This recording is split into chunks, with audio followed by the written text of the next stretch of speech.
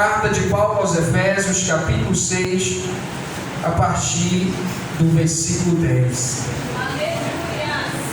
Glória a Jesus! Deus lindo e poderoso! Aleluia!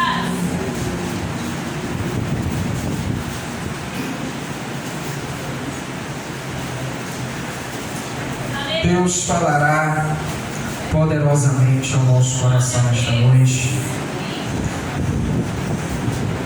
Eu sei que Ele irá nos capacitar para esta batalha que nós estamos travando. Carta de Paulo aos Efésios, capítulo 6, a partir do versículo 10. A Bíblia Sagrada nos diz desta maneira: concluindo, fortalecei-vos no Senhor e na força do seu poder. Revesti-vos de toda a armadura de Deus, para poderdes ficar firmes contra as ciladas do diabo. Porquanto nossa luta não é contra seres humanos, e sim contra principados e potestades, contra os dominadores deste sistema mundial em trevas, contra as forças espirituais do mal nas regiões celestiais. Por esse motivo, veste toda a armadura de Deus, a fim de que possais resistir firmemente no dia mau, e havendo batalhado até o final, permanecereis inabaláveis, sem retroceder. Estai, portanto, firmes, trazendo em volta da cintura a verdade e vestindo a couraça da justiça, calçando os vossos pés com a proteção do evangelho da paz, embraçando sempre o escudo da fé, com o qual podereis apagar todas as setas inflamadas do maligno. Usai igualmente o capacete da salvação e a espada do Espírito, que é a palavra de Deus. Aqueles que têm a Bíblia, continue com ela aberta. Todos os irmãos, fechem os olhos. Vamos dar graças ao nosso Deus por esta palavra. Pai, glorificamos o Teu santo nome. Nós Te louvamos, nós Te bendizemos, Pai, porque hoje o Senhor nos deu a oportunidade de ouvirmos a Tua palavra, de recebermos os ensinamentos da parte do Teu Espírito Santo, Senhor. Venha nos capacitar, nos habilitar, nos fortalecer, nos encher da Tua graça e da Tua sabedoria, Senhor. E esmaga debaixo dos pés da Tua igreja a cabeça de Satanás, em nome de Jesus Cristo. Você já pode se assentar, dando glórias a Deus, exaltando e louvando ao nosso Senhor. No capítulo 28 do livro de Atos dos Apóstolos, a Bíblia nos diz que o apóstolo Paulo permaneceu 2 anos em prisão domiciliar em Roma. É nesse período que o apóstolo Paulo escreve à igreja dos Efésios. O apóstolo Paulo, ao escrever essa carta à igreja dos Efésios, ele não escreve para tratar sobre o pecado na igreja. Ele não escreve para tratar sobre algum defeito na igreja. Aliás, uma das igrejas primitivas mais bem preparadas espiritualmente era a igreja dos Efésios. A Bíblia nos diz que durante a sua segunda viagem missionária, o apóstolo Paulo passou quase 3 anos ensinando em Éfeso. Imagine só, quase 3 anos, durante todos os dias daquele tempo, tendo um culto de ensino. É por isso que quando nós lemos a carta de Paulo aos Efésios, nós percebemos o apóstolo Paulo tratando de coisas pesadas espiritualmente. O apóstolo Paulo estava conscientizando a igreja acerca da sua responsabilidade diante de uma batalha espiritual neste mundo. Quando no capítulo 6, precisamente a partir do versículo 10, o apóstolo Paulo ele vai tratar sobre a armadura de Deus. É importante eu dizer aqui para os irmãos que quando o apóstolo Paulo ele se põe a tratar sobre a armadura de Deus, o apóstolo Paulo impõe a responsabilidade individual de cada irmão da igreja.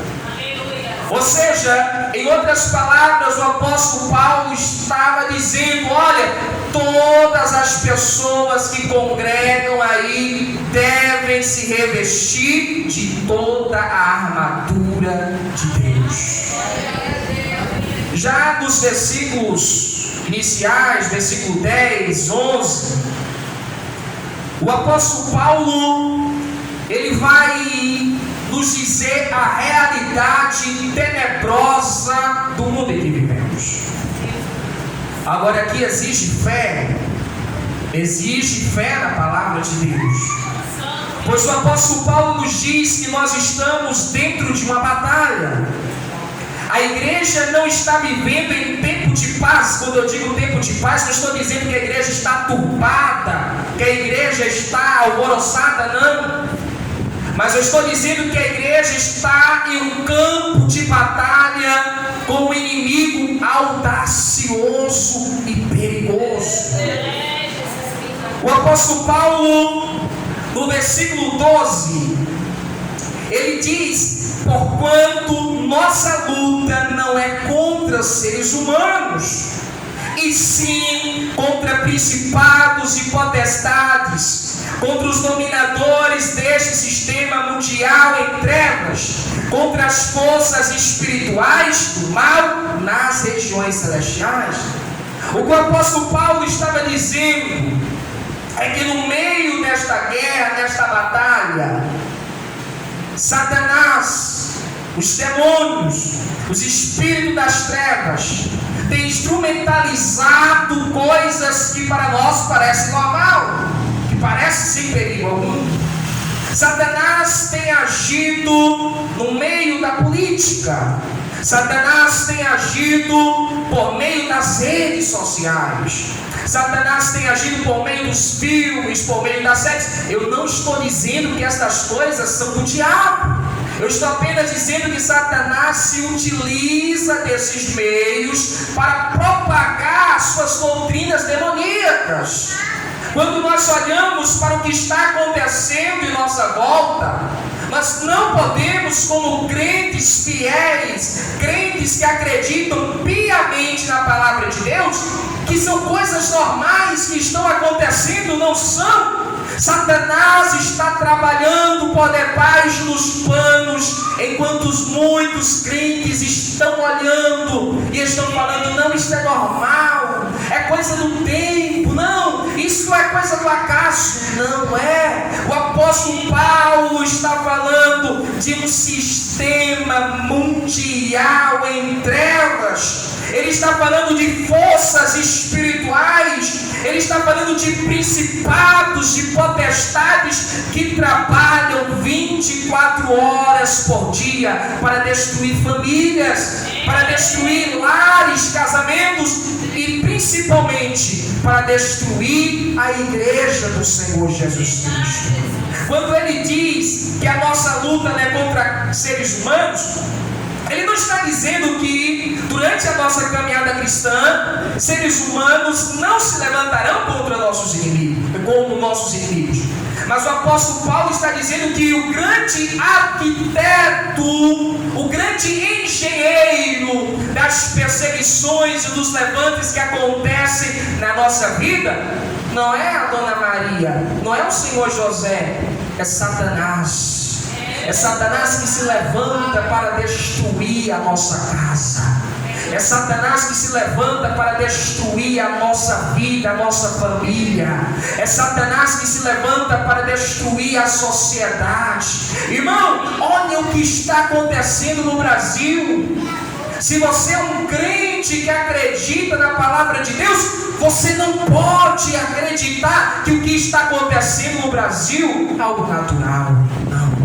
A igreja brasileira está passando por um período de uma batalha renhida, de uma batalha sangrenta, aonde Satanás está furioso e ele tem usado vários instrumentos e equipamentos contra a igreja do Senhor. E o apóstolo Paulo, ele diz por 2 vezes, em um curto período de versículos, ele diz por 2 vezes: revestivos de toda a armadura de Deus. Qual o objetivo? Permanecer firmes, permanecer inabaláveis. Não se pode permanecer firme e inabalável usando armas naturais nesta guerra contra Satanás. Uma igreja, um homem e uma mulher nunca poderão permanecer inabaláveis e em pé usando armas naturais contra o diabo.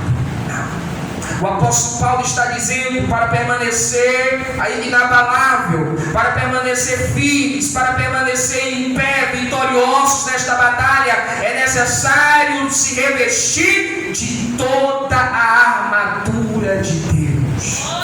Aprenda uma coisa: o nosso grande inimigo, aquele que, irmão, paga de tudo para ver a nossa desgraça, ele não tem RG, ele não tem CPF, ele é Satanás.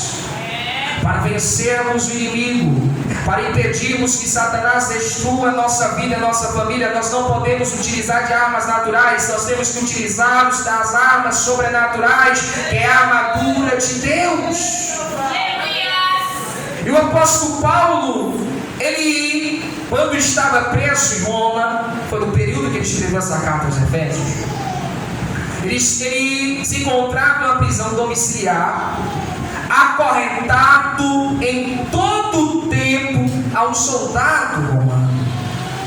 Então eu vejo que o Espírito Santo de Deus, impelindo o apóstolo Paulo a escrever à igreja em Éfeso, usa daquilo que diariamente o apóstolo Paulo olhava, diariamente o apóstolo Paulo contemplava, para lhe dar uma inspiração poderosa sobre a armadura de Deus. O apóstolo Paulo, ele começa no versículo 14. A primeira parte da armadura que o apóstolo Paulo, ele fala, é o cinto da verdade. Todo soldado romano utilizava um cinto, mas não era para segurar as calças.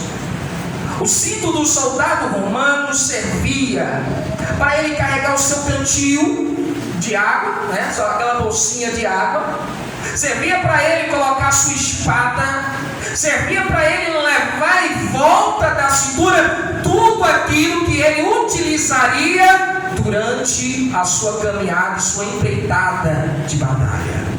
E o apóstolo Paulo chama isso de cinto da verdade. Isso aqui é uma mensagem muito clara à igreja do Senhor. Durante a nossa caminhada, durante a nossa batalha, porque a nossa batalha ela não se finda em um dia.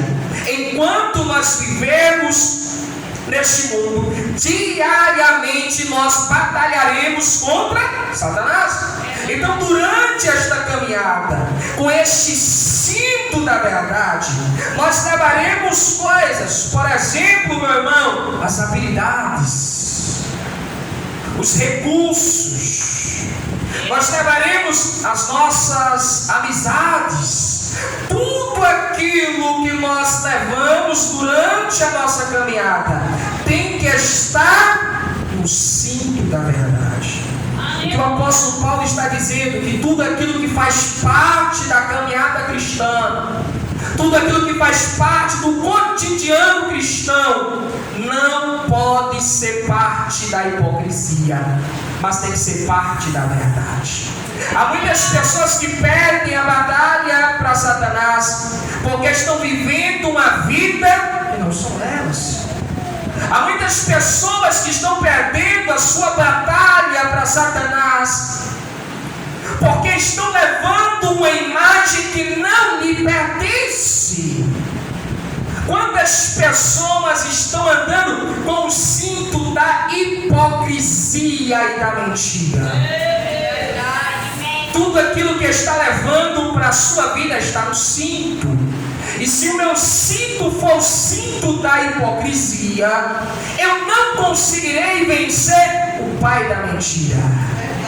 Para vencer o pai da mentira, somente com o cinto da verdade. Eu nunca irei conseguir vencer Satanás com o cinto da hipocrisia. Quantas pessoas estão dentro da igreja com uma máscara, tentando esconder aquilo que elas realmente são? Quantas pessoas se escondem atrás de um terno, atrás de uma saia, atrás de um vestido, atrás de um rostinho de anjo, atrás de palavras doces dentro da igreja? Essas pessoas são algo fáceis para Satanás. São essas pessoas que Satanás ele mira e ele acerta com alta precisão.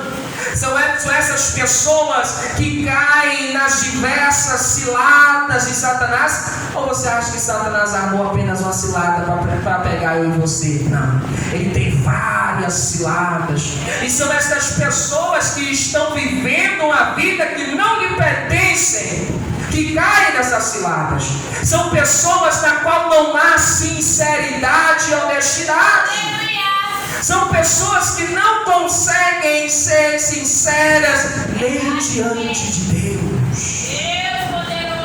Sabe, irmão, o que faz Deus vir ao nosso encontro, nos libertar, nos curar, seja qual for a enfermidade, na carne ou na alma, é a sinceridade do nosso coração, é a honestidade do nosso coração. Aquele ou aquela que não andarem em sinceridade nunca serão curados por Deus. Se há um defeito em mim, eu não posso mascarar aquele defeito, eu tenho que ser sincero diante de Deus. Se há um erro em mim, eu não posso mascarar aquele erro, eu tenho que ser sincero diante de Deus, para que Ele venha até a mim e me liberte. Algo que eu acho extraordinário em Davi era a sinceridade. Davi fazia oração a Deus e falava: Senhor, sonda o meu coração e vê se há em mim algum caminho mau. É como se nós fizéssemos uma oração: Senhor, olha na minha vida e vê se há algum pecado, e quando o Senhor encontrar algum pecado, me diga, me repreenda, me exorte, me encoraje a abandonar este pecado. Infelizmente há muitas pessoas que amam a confecção, irmão, da mentira. Entram em muitas igrejas para comprar o cinto da hipocrisia. Você já viu aquela pessoa que gosta de uma pregação light? Não, eu não gosto daquela pregação, porque aquela pregação mexe comigo, me ofende, aquela pregação não é boa. Aí prefere: não, eu vou nessa igreja porque aqui a pregação é mais light. Aqui o pastor sobe ele fala disso, daquilo, não importa nada, eu bato palma, eu finjo ser crente, eu saio. E quem me pergunta: você é crente? Sim, eu sou evangélico, eu sou evangélica, eu sou crente. Mas está com o cinto da mentira bem disposto. E muito em breve essas pessoas tropeçarão, porque a Bíblia diz que essas pessoas estão em lugares escorregadios, aonde muito em breve os seus pés resvalarão, os seus pés irão escorregar, e essas pessoas irão perecer com Satanás lá no inferno. Por isso o apóstolo Paulo, a primeira coisa que ele traz é do cinto da justiça, do cinto da verdade. É o cinto da sinceridade, aonde tudo que eu estou levando comigo é verdade. As amizades que eu tenho são amizades à luz da palavra de Deus, porque a palavra de Deus é verdade. os meus relacionamentos que eu levo para a vida nesse cinto da verdade são relacionamentos que estão à luz da palavra de Deus. As palavras que eu estou em minha boca, as palavras que eu levo nos meus lábios durante esta vida, as minhas ações, o meu procedimento, tudo está no cinto da verdade. Estas pessoas irão obter grande vitória da parte de Deus, porque Deus abençoa, Deus dá vitória a quem anda na verdade, não quem anda na hipocrisia. Você já ouviu aquele ditado? Mentira tem perna curta. Por quê? Quem tem perna curta consegue correr, mas chega um momento que vai pular, tropeça e cai. Esses que usam o cinto da mentira, eles conseguem correr. E muitos são pregadores famosos, cantores famosos, conseguem correr. Muitos você olha e você diz: fulano é crente, fulano é homem de Deus, é mulher de Deus. Mas vai chegar o momento em que vai tropeçar e vai cair, e a verdade vai ser exposta diante de todo mundo. E o apóstolo Paulo, ele continua nos dizendo, meu irmão, ainda no versículo 14: vestindo a couraça, pode passar, vestindo a couraça da justiça. O soldado romano, ele usava uma malha de aço que às vezes se abaixava além da cintura e às vezes também escondia todo o seu pescoço, para lhe proteger de eventuais ataques do inimigo no seu tronco, aqui nessa região. Quando o apóstolo Paulo está falando sobre a couraça da justiça, não é à toa, porque ele está tratando daquilo que a couraça da justiça protege. Por exemplo, o coração fica onde? Na perna, né? O coração fica aqui. A couraça da justiça protege o centro das minhas emoções, dos meus sentimentos, dos meus pensamentos. Muitas pessoas, espiritualmente, o pensamento fica no coração, é as imaginações do coração do homem. A couraça da justiça protege os meus sentimentos, as minhas emoções, porque um soldado instável emocionalmente, ele será arrasado pelo inimigo. Um soldado que está em uma batalha sangrenta, mas ele não consegue, meu irmão, conter as suas vontades, as suas emoções, os seus sentimentos, ele será fisgado por Satanás. A couraça da justiça, mas essa justiça não é a minha justiça nem a sua justiça, é a justiça de Deus. A justiça de Deus é o quê? É a imagem do Senhor Jesus Cristo. Então, quando a Bíblia está falando desta couraça da justiça, a Bíblia está falando da imagem de Jesus. O que é isso que eu estou dizendo? Eu estou falando de orelha, de nariz de Jesus. Eu estou falando do caráter de Jesus, da personalidade de Jesus. Porque quando eu carrego comigo o caráter de Cristo, a personalidade de Cristo, o meu coração estará bem guardado em Deus. Satanás, ele não entrará no meu coração. Por que Satanás entrou no coração de Judas? Porque Judas não levava mais consigo o caráter de Jesus. A Bíblia diz que Judas roubava. Jesus não é ladrão. Ladrão é Satanás. Então, a partir do momento que Judas perdeu o caráter de Cristo, a Bíblia diz que Satanás entrou dentro do seu coração. Satanás se apoderou das vontades de Judas, se apoderou dos sentimentos de Judas, se apoderou das emoções de Judas e o levou aonde? O levou à desgraça, à ruína completa. Judas foi um guerreiro que começou bem a batalha, mas não conseguiu terminá-la. Ele foi destruído por Satanás. Há muitas pessoas que a sua vulnerabilidade está em seu coração. Você entrega o seu coração muito facilmente. O seu coração não está rodeado de muralhas altas, não. Qualquer inimigo consegue atravessar e entrar no seu coração. O inimigo consegue com muita facilidade colocar angústia no seu coração. O inimigo consegue com muita facilidade seduzir o seu coração, seduzir com os prazeres do mundo, seduzir com os relacionamentos do mundo, seduzir com a glória, com a riqueza do mundo. O inimigo ele consegue te atingir muito facilmente. Você pode até estar levando o cinto da verdade, pode ser uma pessoa sincera, como nós costumamos falar, uma pessoa boa, sincera, honesta, mas o seu coração está desprotegido. E quantos soldados, quantos guerreiros nós estamos vendo por aí que estão com o coração desprotegido?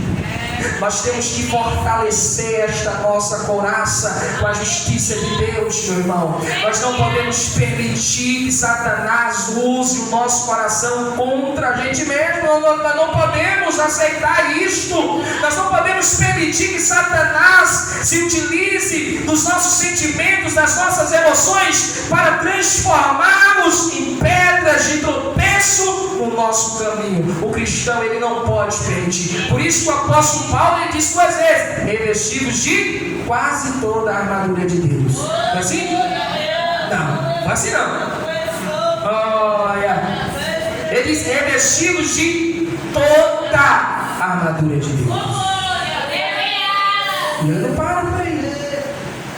E após ele falar desta couraça da justiça, no versículo 15, o apóstolo Paulo ele diz: calçando os vossos pés com a proteção do Evangelho da paz.